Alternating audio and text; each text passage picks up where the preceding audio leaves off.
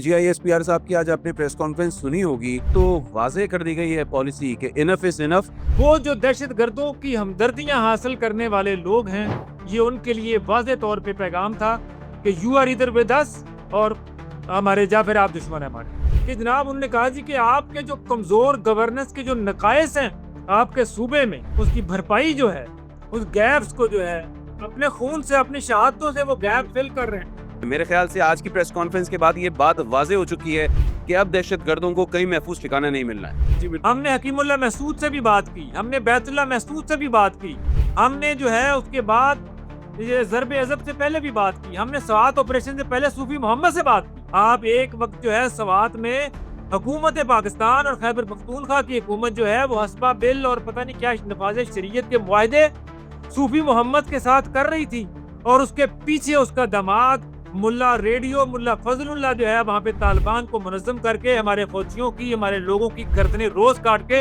मैंगोरा के खूनी चौक के ऊपर लटका रहा था। तो इमरान खान साहब ने ये देख लिया 9 मई को कि वो जिन लोगों के साथ या पंजाब के लोगों के साथ या सिंध के लोगों के साथ अपने कारकुनों के साथ जो है ना वो बगावत नहीं कर रहा पाए। अब ये कहते हैं जो हार्ड कोर दहशतगर्द हैं अफगानी जो हैं, जो अफगानिस्तान के दहशतगर्द हैं, जो वहां से आते हैं, ये उनकी हमदर्दियां लेते हैं। ये भी नहीं सोच रहे कि ये पाकिस्तान को कमजोर करना, फौज को कमजोर करना जो है ये पॉलिटिकल इशू नहीं है, ये हिंदुस्तान का इशू है। ये रॉ का मिशन है, ये मेन का मिशन है, ये वहां से फितनतुल हिंदुस्तान का मिशन है। अस्सलाम वालेकुम। एंगल 360 के पॉडकास्ट में आपको कहेंगे खुश आमदीद। मैं हूं अली आबिद। नाज़रीन, इस वक्त अगर हम केपीके की बात करें तो वहाँ पर जो है वो सियासी बहरान काफ़ी शदीद हो गया है, क्योंकि गंडापुर ने इस्तीफ़ा दे दिया है और अब बानी पीटीआई की तरफ से जो है उस सुहेल आफरीदी का नाम सामने आ रहा है, जिनसे मुतालिक बहुत सी चमगोइयाँ हो रही हैं। कोई उनको 15% भी कह रहा है, यानी कि 15% कट रख के वो अपना काम कराते थे। कोई कह रहा है कि वो स्मगलिंग नेटवर्क में भी उनका हाथ है। फिर ये भी कहा जा रहा है कि उनके टीटीपी और रॉ से भी रवाबित हैं।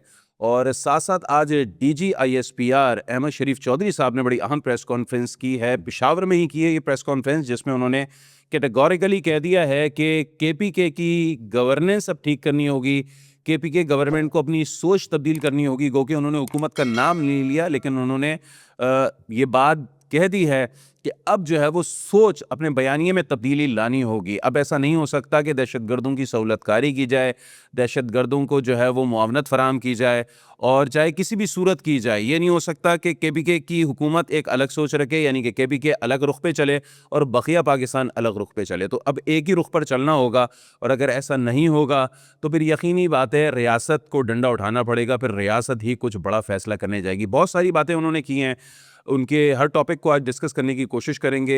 हमें लॉर से वाया जूम ज्वाइन करेंगे, सीनियर सहाफ़ी हैं, सीनियर तज़कियाकार हैं जब्बार चौधरी साहब, फैक्ट विद जेसी के नाम से अपना यूट्यूब चैनल भी रन करते हैं। तो उनकी तरफ चलते हैं। अस्सलाम वालेकुम चौधरी साहब, कैसे हैं? ठीक ठाक हैं? जी जी, अल्लाह का शुक्र है जी। आप सुनाए, खैरियत से हैं? अल्हम्दुलिल्लाह। तो डीजीआईएसपीआर साहब की आज आपने प्रेस कॉन्फ्रेंस सुनी होगी। अगर मैं उसका क्रक्स निकालूं तो वाज़ेह कर दी गई है पॉलिसी कि इनफ इज़ इनफ, और अब मुज़ाकरात करने वाली पॉलिसी जो है वो मज़ीद बर्दाश्त नहीं की जाएगी, बल्कि अब सुना ही नहीं जाएगा। तो आपको क्या लगता है कि अब वाज़ेह पैगाम दे दिया गया है कि केपीके हुकूमत जो है वो अब अपना क़िबला दुरुस्त कर ले, और अब ये मुज़ाकरात या सहूलतकारी ये सब एक तरफ रख दे, या तो रियासत के साथ मिल जाए, रियासत के साथ जो है वो इन तमाम फितनों के खिलाफ जो है वो कार्रवाई का हिस्सा बने, खुद कार्रवाई करे, जो है वो हैंड ओवर करे या तो इन दहशतगर्दों को, इन खवारिज को, या फिर जिस तरीके से आज डीजीआईएसपीआर ने कह दिया है कि फिर रियासत अपना खुद कदम उठाएगी। देखिए, अपना मेरी जो डीजीआईएसपीआर जनरल अहमद शरीफ चौधरी साहब की जो आज की प्रेस कॉन्फ्रेंस है, बहुत ही प्रिसाइज, बहुत ही वैसे तो अगर आप देखें तो लेंथ उनकी काफी ज्यादा है, यानी कि ड्यूरेशन उनका बड़ा था, लेकिन उसमें जो की टेक अवेज थे मैं आपके साथ वो शेयर कर लेता हूँ। बिल्कुल बिल्कुल। वो ये है कि वाज़ेह तौर पे ये पैगाम दिया गया है उन कुव्वतों को, खैबर पख्तूनख्वा की सिर्फ हुकूमत को पैगाम नहीं है, बल्कि उन लोगों को पैगाम है जो दहशतगर्दी को अपने एज ए टूल या इंस्ट्रूमेंट के तौर के ऊपर अपनी पॉलिटिक्स के लिए इस्तेमाल करने के लिए जो है ना वो प्लान कर रहे हैं, या कर रहे हैं, या कर रहे थे। ये जेल में बैठे हुए एक शख्स के लिए सीधा सीधा पैगाम है कि भाई आप जो हर रोज, हर हफ्ते जो है आप अपने ट्विटर पे सर उठाते हो और आखिर उठ के कह देते हो जी कि इनके खिलाफ ऑपरेशन नहीं करना, ये अपने लोग हैं, इनको धक्के मार के भगा। वो जो दहशतगर्दों की हमदर्दियां हासिल करने वाले लोग हैं, ये उनके लिए वाज़ेह तौर पे पैगाम था कि यू आर इधर विद अस और हमारे, या फिर आप दुश्मन है हमारे। ये दोनों चीजें, एक ये चीज हो गई। दूसरा, देखिए, डीजीआईएसपीआर साहब बाकायदा जो है वो अबदीदा हुए बाकायदा कि जनाब उन्होंने कहा जी कि आपके जो कमजोर गवर्नेंस के जो नकायस हैं आपके सूबे में, उसकी जो है, उसकी भरपाई जो है, उस गैप्स को जो है, वो हमारे फौजी इस अफसर जवान जवान जो है वो उससे भर रहे हैं, की शहादतों से। अपने खून से, अपनी शहादतों से वो गैप फिल कर रहे हैं। ये नहीं चलेगा, ये नहीं चलेगा। दूसरा, जो कि खैबर पख्तूनख्वा में जो दहशतगर्दी खत्म नहीं हो रही, उसकी सबसे बड़ी वजह और जड़ जो है वो सहूलतकारी है, उसकी अपीजमेंट है। और पहली मर्तबा मैं देख रहा हूं कि जो डीजे इश्तियाक साहब है, उन्होंने सहूलतकारों की बात की और बड़ी खुल के बात की। उन लोगों ने, मुझे अच्छा लगा, मुझे बड़ी खुशी हुई कि कम से कम उन्होंने ये जो कोलेटरल डैमेज का दरमियान में जो एक बयानिया बनाया जाता है जी कि वो देखो जी, फौज ने जनाब फलानी जगह पे अटैक किया, वहां से बच्चे हो गया, कोलेटरल हो गया। आज डीजी साहब ने कोलेटरल के ऊपर तो वो जो तसल्ली बख्श जवाब दिया है ना, वो देखने और सुनने के और याद रखने के काबिल है बिल्कुल। कि अगर ये कोलेटरल है तो फिर जो है ये वहां पर उस मुकाम के ऊपर क्या कर रहे थे। वाज़े तौर पे अगर जिस मुल्क में, जिस जिस घर में, जिस कमरे में दहशतगर्द हैं, वहां पर उन्होंने अपना अड्डा बनाया हुआ है, वहां से वो पुलिस के ऊपर कार्रवाइयां कर रहे हैं, फौज को शहीद कर रहे हैं वहां पे। ये लोग अगर उनके आसपास हैं, आसपास हैं, उस कमरे में, उस कंपाउंड में अगर हैं, तो फिर ये या तो सहूलतकार हैं या फिर ये खुद दहशतगर्द हैं। तो ये इतनी क्लैरिटी जो आई है रियासत में, ये बहुत ही हौसला अफजाई है इस कि कारी की बात करी तो आज डीजी साहब ने ये भी कहा कि भाई अगर सिर्फ मुज़ाकरात से ही सारे मामलात हल होने होते या माजी में होते रहे हों तो फिर ना ही कोई जंग होती, ना फिर कोई ग़ज़वा होती। 1400 साल पहले नबी पाक सल्लल्लाहु अलैहि वसल्लम के दौर से मुताल्लिक़ भी उन्होंने कुछ वाक़यात बयान किए। तो अब लग तो ये रहा है कि अब ये दहशतगर्द भूल जाएँ, ये सॉफ्ट पॉलिसी तो वैसे ही ख़त्म हो गई। अब से कुछ माह पहले वैसे भी जो आर्मी चीफ़ हैं वो बता चुके हैं फील्ड मार्शल साहब कि अब ये हमारा सॉफ्ट इमेज वाला जो तासुर है इसके, हम सॉफ्ट रियासत हैं, अब ये तो तासुर ख़त्म हो गया, अब हम हार्ड स्टेट हैं। तो अब ये दहशतगर्द भूल जाएँ कि वो किसी भी सियासी जमात या किसी भी सियासी गिरोह या एक्स-वाई-ज़ेड किसी की भी छतरी तले वो पुरअमन रह सकते हैं या जो है वो महफूज रह सकते हैं। मेरे ख्याल से आज की प्रेस कॉन्फ्रेंस के बाद ये बात वाज़ेह हो चुकी है कि अब दहशतगर्दों को कहीं महफूज ठिकाना नहीं मिलना है। दहशतगर्दी के खिलाफ डिसाइसिव एक्शन ही जो है इनको एलिमिनेट करता है। मैं आपको बता देता हूँ, ये जो बातचीत, जो गुफ्तगू की बात करते हैं ना, ये नेक मोहम्मद से लेके, नेक मोहम्मद के गले में भी हमने हाथ डाले थे, आपको याद होगा। जी, बिल्कुल। हमने हकीमुल्लाह महसूद से भी बात की, हमने बैतुल्लाह महसूद से भी बात की, हमने जो है उसके बाद ये ज़र्ब अज़ब से पहले भी बात की, हमने स्वात ऑपरेशन से पहले सूफी मोहम्मद से बात की। हमने क्या कुछ नहीं किया, पूरी तारीख है पाकिस्तान की। आप एक वक्त जो है स्वात में हुकूमत पाकिस्तान और खैबर पख्तूनख्वा की हुकूमत जो है वो हसबा बिल और पता नहीं क्या नफाज शरीयत के मुआहदे सूफी मोहम्मद के साथ कर रही थी, और उसके पीछे उसका दमाग मुल्ला रेडियो, मुल्ला फजलुल्लाह जो है वहां पे तालिबान को मुनज़्ज़म करके हमारे फौजियों की, हमारे लोगों की गर्दनें रोज काट के मैंगोरा के खूनी चौक के ऊपर लटका रहा था। ये इनकी तारीख है। जब ज़र्ब अज़ब शुरू किया गया उससे पहले देख लें, चौधरी निसार वजीर दाखिला थे पाकिस्तान के, इनको भी बहुत शौक था कि जी इनके अमन का मौका देना चाहिए। वो भी इमरान खान की सोच रखते थे उस वक्त के, अपीसमेंट है जी, इनके साथ बात करें। और हमने, इसी नवाज शरीफ की गवर्नमेंट ने यहाँ पर जो है वो मौलाना समीउल हक को इन्वॉल्व करके उनके मदरसे से, यहाँ से फेडरल मिनिस्टर्स, उनके लोग, मौलाना यूसुफ, ये हेलीकॉप्टर में बैठते थे और वजीरिस्तान में उनसे जाके मुज़ाकरात करते थे। जब मुज़ाकरात कर रहे थे उसी दौरान इन्होंने जरा एपीएस का हमला किया। उस दौरान एपीएस का हमला हुआ जिसके बाद रियासत ने ज़र्ब अज़ब का आगाज किया। तो इनकी तारीख जो है ना बातचीत और ये वाले मामला की, ये इन पे काबिल भरोसा है ही नहीं। ये हमेशा वायदे तोड़ते हैं, इसलिए डिसाइसिव एक्शन ही जो हल है। आज जो डीजीआईएसपीआर ने 3 ऑप्शन दिए, this is a very clear cut message कि या तो ये जो सहूलत, या अगर आपके पास ये जो पश्तून वली है ना, इसका कॉन्सेप्ट खराब ना करें। उन्होंने कहा कि जनाब हमारे जो हमारे रिश्तेदार हैं और हमारे मेहमान हैं, ऐसा नहीं चलेगा। उन्होंने कहा या तो इनको हमारे हवाले कर दें, अगर आप समझते हैं कि आप इनको हवाले नहीं कर सकते तो आए हमारे साथ मिलकर इनके साथ लड़ते हैं। अगर आपने ये दोनों ऑप्शन नहीं ले रहे तो फिर नतीजा जो है वो फिर हम बताएंगे आपको कि आप जाहिर सी बात है विरासत में जरूर ही आना है। चौधरी साहब अब जरा ये बताइएगा, आज तो ये भी कहा गया है कि एक मंसूबे के तहत मुनज़्ज़म तौर पर जो है वो दहशतगर्दों और या फिर उनके सहूलतकारों को जो है वो केपीके में जगह दी गई। 2013 में पीटीआई इख्तिदार में आई थी केपीके में। आज जो सूरत-ए-हाल, हम जो फुल फ्लैश की अगर हम बात करें इख्तिदार में, तो आज ये जो सूरत-ए-हाल है, तकरीबन आप समझ लें 2025 में खड़े हुए हैं, 12 साल हो चुके हैं, मुसलसल तीसरी हुकूमत है पीटीआई के पास। सूबा मुसलसल बदअमनी का जो है वो मरकज़ बन चुका है। इकॉनमी बिल्कुल जो है वो तबाह-हाल हो चुकी है। आए रोज़ नए जो है वो वहाँ पर फ़ॉर्मूले अप्लाई हो रहे होते हैं, नई-नई चीज़ें जो है वो की जा रही होती हैं। कभी कोई पसंद नहीं तो उसको हटा दिया, दूसरे को लेकर आ गए। खान साहब जो फ़ैसला कर लें, जो उनके दिमाग में आए, उसके तहत वो केपीके को अपनी घर की लौंडी समझ के बैठे हुए हैं। किस तरीके से चलेगा फिर ये मामला? सर देखिए ये देखिए ये पूरा एक पैटर्नाइज किया गया, इनको पूरा दहशतगर्दों की सहूलतकारी, अपीजमेंट, हमदर्दियां ली गई, इनको कहा, क्योंकि मैं आपको बताता हूँ कि इस वक्त जो है ज्यादा क्यों ज्यादा हमदर्द बने हुए हैं, क्योंकि इमरान खान साहब ने ये देख लिया 9 मई को कि वो जिन लोगों के साथ या पंजाब के लोगों के साथ या सिंध के लोगों के साथ अपने कारकुनों के साथ जो है ना वो बगावत नहीं करवा पाए। अब जब इनको रियासत ने टेक ऑन किया है, जब इनकी सारी स्ट्रेंथ खत्म हो गई है, जब ये लोग अब इनको नहीं निकल रहे, जब लोग इनकी कॉल पे जो है ना बाहर निकल के एहतजाज भी नहीं कर रहे, इनके अपने सूबों में जहां पर इनकी हुकूमत है, जहां पे इनके अपने सरकारी मुलाजम हैं, जहां वसाइल हैं, पटवारी हैं, सब कुछ है, उसके बावजूद भी अगर उस सूबे में, उस शहर में जलसा कामयाब नहीं हो रहा, ये डी ये प्लान बी के ऊपर चल रहे हैं।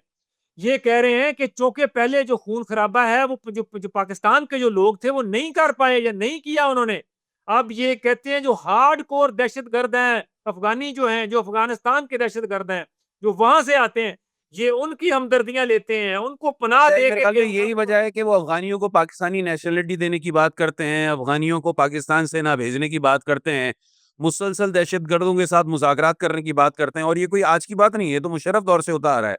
जनरल मुशर्रफ के दौर में मुसलसल इमरान खान का एक ही मौक़िफ़ होता था कि मुज़ाकरात किए जाएँ। फिर वो पीपल्स पार्टी की गवर्नमेंट आ गई, जनरल कियानी साहब उस वक़्त आर्मी चीफ़ थे, उस वक़्त भी यही मौक़िफ़ था इमरान खान का कि मुज़ाकरात किए जाएँ। National action plan Nawaz Sharif के दौर में 2014 में 2013 के आखिर में सामने आया। उस वक़्त भी यही था कि भाई मुज़ाकरात किए जाएँ। अपनी 2018 की हुकूमत में भी मुसलसल यही राग-अलापा गया, मुज़ाकरात किए जाएँ।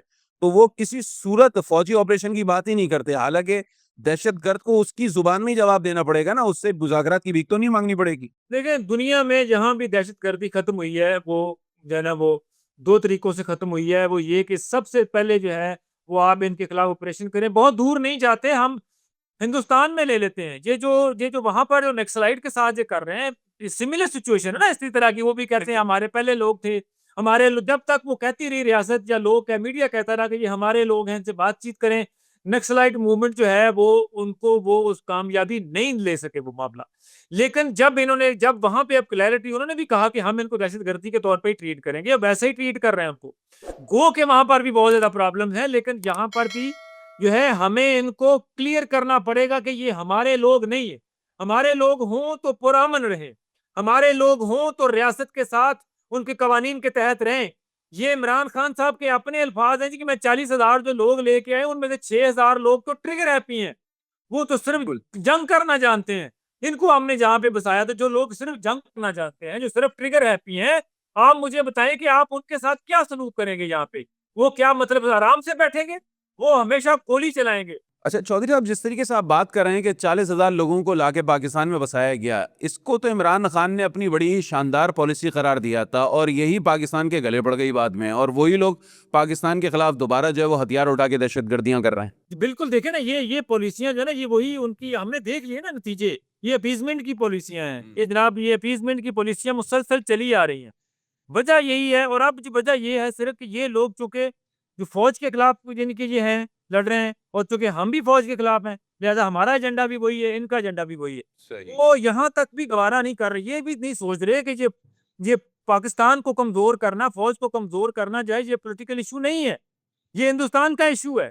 ये रॉ का मिशन है, ये मेन का मिशन है, ये वहां से फितनतुल हिंदुस्तान का मिशन है। आज देखिए, जब इमरान खान साहब यहाँ बैठ के इनके साथ तल्लुकात की बात कर रहे हैं, जब वो कहते हैं कि जनाब इनके साथ नरमी की जाए अफगान महाजरीन के साथ, वहां से इनको कहा कुछ ना जाए, अफगानिस्तान का वजीर जो खारजा है वो इस वक्त दिल्ली में बैठा हुआ है और दिल्ली एग्जैक्टली जो है कह रहे जी हम आपके काबुल में सफारत खाना खुल रहा है। लेने आ रहे। What does mean? वहाँ क्या मकसद है? पहले पहले हमने इनके पहले जितने जो सफारत खाने खोल के कौंसल खाने हमने क्या क्या लिया वहाँ? देखा नहीं वहाँ पे क्या बना है? बिल्कुल क्या क्या जगह जगह पे कौंसल खाने खोल के कंधार पूरे के साथ क्या किया? उनकी पूरी अफगान सोसाइटी को इन्होंने पाकिस्तान के खिलाफ पैट्रोनाइज किया। बिल्कुल उनकी वहां पे जेन साजी की कि पाकिस्तान के खिलाफ आपने जाना है। आज अफगानिस्तान के अफगानी क्या पाकिस्तान के साथ है? जो पाकिस्तान में अंदर रह रहे महाजरीन है ये भी पाकिस्तान को पसंद नहीं करते। अच्छा लेकिन चौधरी साहब फिर ठीक है ना?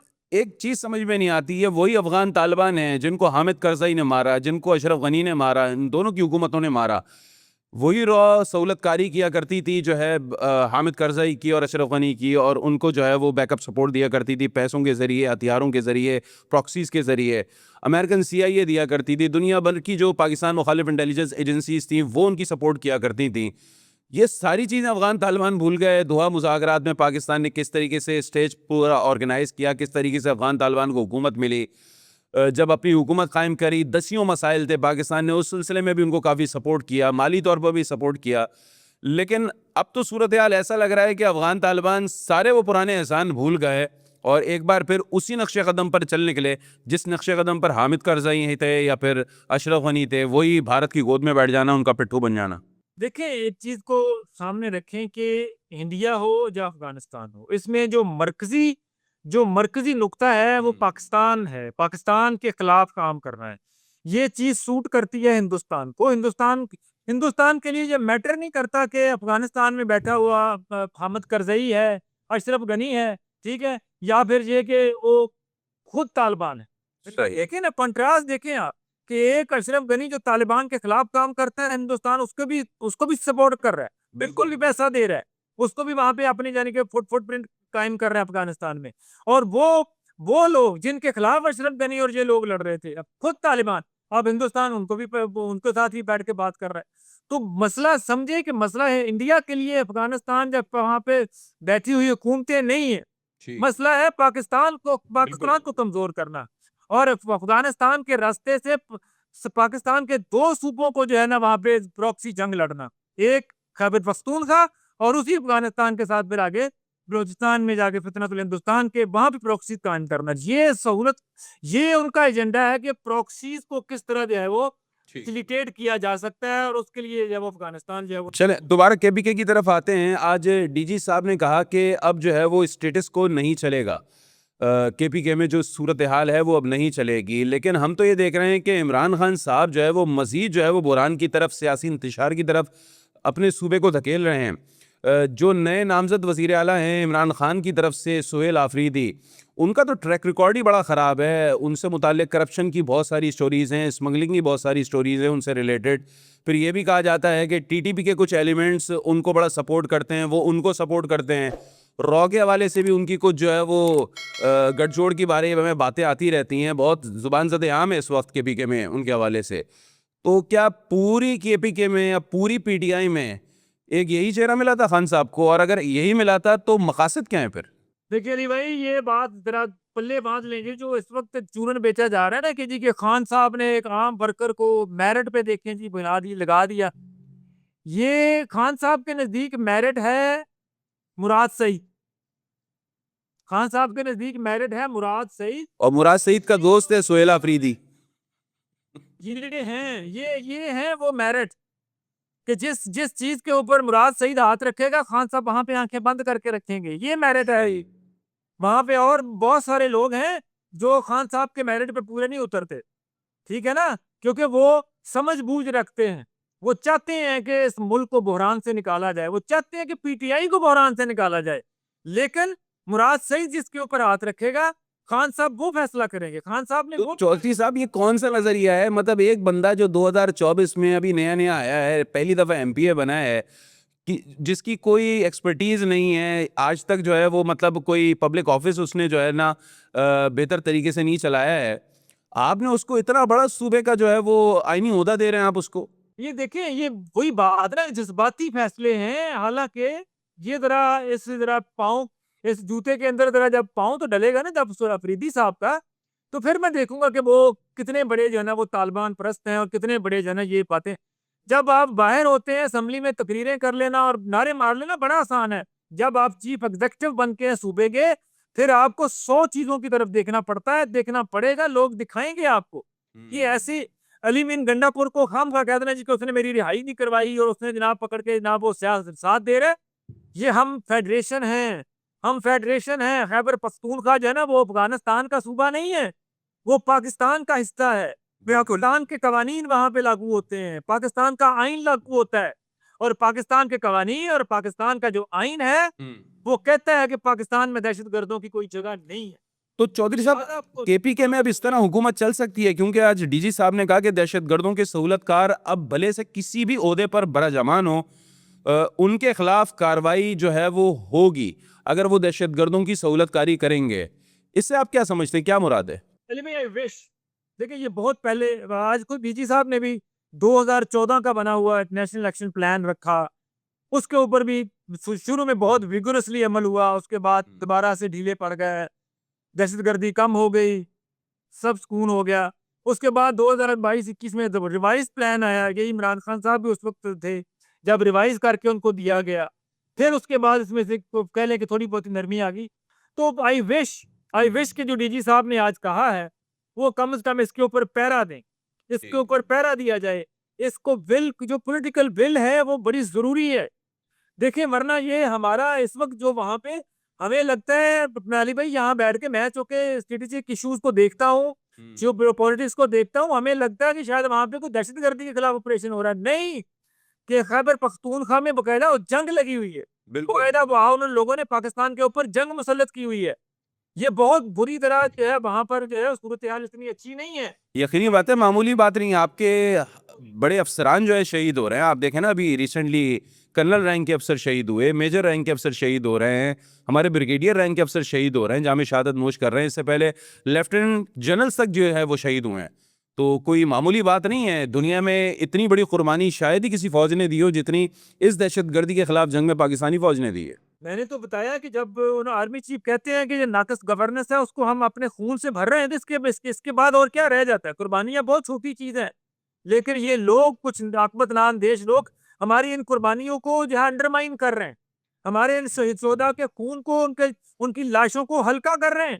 इनको चाहिए कम से कम, ये इस तरह काम चलेगा नहीं, इन लोगों को भुगतना पड़ेगा। और मैं आई विश की रियासत जो है, जितनी उन्होंने आज विगोरसली जो बात की है, इसी तरह आगे बढ़े, चाहे कोई भी पॉलिटिकल मामला हो। तो आपको क्या लगता है, सोहेल आफरीदी के नाम पर पीटीआई रजामंद हो जाएगी? क्योंकि ठीक है, चलें, जेल से बैठ के इमरान खान ने फैसला कर लिया, किसके कहने पर किया, ये एक अलग बात है। फैसला कर लिया, क्या पीटीआई राजी हो जाएगी? कुछ मैच्योर लोग भी वहां पर मौजूद हैं, पाकिस्तान से मोहब्बत करने वाले भी मौजूद हैं, पूरी पीटीआई तो खराब नहीं है। तो क्या पीटीआई के लोग मान लेंगे सोहेल आफरीदी जैसा एक किरदार, जो बस खान साहब ने जेल से बैठ के फैसला सुना दिया, सब कहेंगे अहलन व सहलन मरहबा? मेरे ख्याल में ज़ाहिर है लोगों के पास और चॉइस कोई नहीं उनके, क्योंकि उनको उनकी जो सियासत बड़ी बेरहम होती है सर। जब गंडापुर ने जो सीएम था, उसने उतर के सामने कह दिया कि मैं कबूल करता हूँ और हम इनको बनाएंगे, तो फिलहाल तो लगता है कि वो यानी कि कबूल करेंगे सब लोग। अभी आपने देखा कि किसी भी यानी कि बंदे ने सोहेल अफरीदी के नाम के साथ कोई ऐसी डिसएग्रीमेंट शो नहीं किया, या कोई ऐसी बात सामने नहीं आई कि ये इसको हम कबूल नहीं करेंगे। तो लेकिन डीजी साहब ने आज ये भी तो बात कही है ना अपनी प्रेस कॉन्फ्रेंस में कि अगर कोई फर्द वाहिद समझता है कि उसकी ज़ात पाकिस्तान से बड़ी है, तो फिर ये इदारे को कबूल नहीं है, पाकिस्तान को कबूल नहीं है। वो तो मैंने कहा ना कि ये बहुत छोटा सा मामला है कि वहां पर अलग ए को वजीर आला होता है, बी वजीर आला होता है, अफरीदी होते हैं, गंडापुर होता है। असल जी बहुत छोटा सा मामला है। असल मामला बड़ा ब्रॉडर ये है कि हमने दहशतगर्दों को टेक ऑन करना है कम वक्त में। और जैसा कि आज उन्होंने कहा कि वहां पर कोई भी हुकूमत हो, कोई भी वजीर आला हो, ये ऑपरेशन जो है वो आगे बढ़ेगा और हम इनको उसी तरह बाहर धकेलेंगे जिस तरह हमने सवात को इनसे फ्री करवाया। आप कह रहे हैं ऑपरेशन आगे बढ़ेगा, और शुरू में आपने बात भी कही थी, वो जो 3 पॉइंट्स दिए थे जिसमें उन्होंने कहा था कि दहशतगर्दों के सहूलतकारों को वो 3 ऑप्शन देते हैं। डीजी साहब ने कहा, अव्वल के खवारिज को रियासत के हवाले किया जाए, दोयम रियासत के साथ मिलकर इन नासूर के खिलाफ जो है वो कार्रवाई करें, और अगर ये दोनों काम नहीं किए जाते हैं तो फिर उन्होंने कहा कि रियासत की तरफ से ऑपरेशन के लिए तैयार हो जाएं। आप भी ये बात कह रहे हैं कि डंडा चलेगा, लेकिन मसला ये है, सवाल अभी भी वहीं पे खड़ा है क्या तहरीक इंसाफ राजी हो जाएगी दहशतगर्दों की सहूलतकारी से, हाथ हटालेगी, पीछे हट जाएगी? क्या तहरीक इंसाफ तैयार हो जाएगी कि रियासती रेट बहाल करे, रियासत के साथ खड़ी हो जाए? क्योंकि तहरीक इंसाफ केपीके गवर्नमेंट एक तरफ होती है और रियासत पाकिस्तान एक तरफ होती है, सबसे बड़ा मसला यही है। रेलवे इनको होना पड़ेगा, नहीं तो फिर जो तीसरा पॉइंट अभी जो तीन ऑप्शंस आपने कहे हैं उसमें तीसरे पॉइंट में वो लोग फॉल करते हैं, और जो तीसरे पॉइंट में आएगा फिर जाहिर है रियासत उनके साथ वही सलूक करेगी जो दहशतगर्दों के साथ होना है कि या तो आप हमारे साथ हैं या फिर हमारे हमारे दुश्मन है। तो ये फैसला तो उन लोगों ने करना है, उन लोगों ने करना है जो अपोलोजिस्ट हैं, उन लोगों ने करना है जो सहूलतकार हैं, उन लोगों ने करना है जो जो खाम खा जो नकली किस्म की पश्तून वली के पीछे छुप रहे हैं जी कि हम इससे हम ये गलत तशरीह कर रहे हैं। पश्तून वली दहशत गर्दों को अपने घर में बसाने के नाम नहीं है। पश्तून वली जो है ना दहशत गर्दों को पनाह देने का नाम नहीं है। पश्तून वली बहुत और मकासद हैं और अच्छे काम है। इन लोगों ने इसको बहुत नैरो डाउन करके गलत तशरीह करके इन चीजों के पीछे छुपे हुए हैं।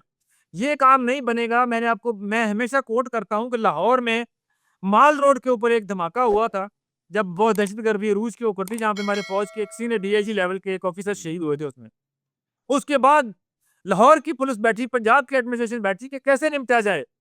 उन्होंने कहा जी कि सारे लाहौर के सेफ सिटी के कैमरे ऑन किए। उसने कहा जी सहूलत कार्ड ढूंढे सिर्फ सोने दहशतगर्द को, जो दहशतगर्द थी बम ब्लास्ट उसने कर दिया, खुद कुछ हमलावर मारा गया, सहूलत कार्ड ढूंढे। इस पूरे लाहौर की गलियों से अली भाई पुलिस ने सहूलत कार्ड ढूंढ के उनको इबरत का निशान बनाया। उसके बाद से लाहौर में कोई बड़ी दहशतगर्दी नहीं हुई। वजह क्या कि सहूलतकारी खत्म होगी यहाँ से। हमारे पंजाब में लोग सहूलतकारी नहीं करते हैं, इस वजह से कम है कि आवाज डीजी साहब ने भी कहा कि क्या बिल्कुल, उन्होंने सिंध और पंजाब का आज खुसूसी तौर पे जिक्र भी किया था। उन्होंने कहा कि पंजाब सिंध में नहीं करेंगे, करते हैं वो, लेकिन यहाँ पर लोगों को उनको पनाह देने वाला कोई नहीं, उनको असला देने वाला कोई नहीं, उनको घर में बैठ कर रोटी देने वाला कोई नहीं है। सब लोग समझते हैं कि ये रियासत का दुश्मन है। चलें वाइंड अप करते हैं। लास्ट क्वेश्चन है मेरा, आप क्या समझते हैं कि फील्ड मार्शल आसिम मुनीर जो है वो अपने पेशरों से बड़े मुख्तलिफ हैं? वो अगर 2 कदम आगे बढ़ाते हैं तो 1 कदम पीछे नहीं हटते, बल्कि मजीद 2 कदम फिर आगे की तरफ ही बढ़ते हैं। और अब कैटेगोरिकली वो कह चुके हैं कि अब पाकिस्तान जो है वो सॉफ्ट स्टेट नहीं है, हार्ड स्टेट है। पाकिस्तान के पास जो है वो हर कुछ उस तरीके की ताकत है, वेपन्स भी हैं, तैयारे भी हैं, मजबूत फ़ौज भी है। पाकिस्तान किसी सूरत किसी से डरेगा नहीं। और ये हमने मार्का हक में भी देख लिया, ऑपरेशन बुनियानुल मरसूस में भी देख लिया। पाकिस्तान ने कैटेगोरिकली दुनिया को बता दिया कि वो दुनिया हमें कबूल ही नहीं है, या वो दुनिया हम रखेंगे ही नहीं जिस दुनिया में पाकिस्तान का वजूद ना हो या पाकिस्तान को मुश्किलात हों। तो ये बात तय है कि पाकिस्तान में अब दहशतगर्दी जो है वो ख़त्म की जाएगी, चाहे कोई कुछ भी कर ले, कितनी सहूलतकारी कर ले। देखिए फील्ड मार्शल आसिम मुनीर पर अल्लाह ताला की जो है वो खास रहमत है। और जैसा कि उन्होंने साबित किया काइनेटिक वॉर में, हमने हिंदुस्तान के सामने अपने आप को जंग जीती। अब उनके सामने ये जो जंग पाकिस्तान ने जीती और पाकिस्तान को जो दुनिया में इज्जत मिल रही है, ये वही लोग हैं, बिल्कुल वही मुतहर्रक हो के वाया अफगानिस्तान जो है हमारे उन वो उसको जो क्रेडिट है हमारा जीत का, उसको अंडरमाइन करनी है। समझे जरा सूरत हाल, ये हमारी पाक फौज पाकिस्तान के खिलाफ जो साजिशें हैं उन्हीं का हिस्सा है ये जो दहशतगर्दी चल रही है। लिहाजा अब पाकिस्तानी फौज, army chief, field marshal Asim Munir और सबके सामने एक बड़ा चैलेंज अब पाकिस्तान में दहशतगर्दी का चैलेंज है। सही। या फिर पख्तूनख्वा हो या बलोचिस्तान हो, दोनों को हमने उसी तरह टेक ऑन करना है जिस तरह हमने 10 मई और 7 मई को हिंदुस्तान को टेक ऑन किया था। अगर हम वैसे टेक ऑन नहीं करेंगे तो ये जो है हमारे लिए मुश्किलात बढ़ेगी। लेकिन मुझे उम्मीद है, मुझे यकीन है कि जिस तरह फील्ड मार्शल ने जो है हिंदुस्तान को शिकस्त दी है, इसी तरह हम इन प्रॉक्सीज को भी शिकस्त दें। चले, बहुत शुक्रिया जब्बार चौधरी साहब हमें अपना वक्त देने के लिए। नाज़रीन, प्रोग्राम देखने का बहुत शुक्रिया। हमारा चैनल लाजमी सब्सक्राइब कीजिएगा। अगर फेसबुक, टिकटॉक और इंस्टा पे फॉलो कर रहे हैं तो हमारे पेज को लाजमी लाइक कीजिएगा। हमें दीजिए इजाज़त। अस्सलाम वालेकुम।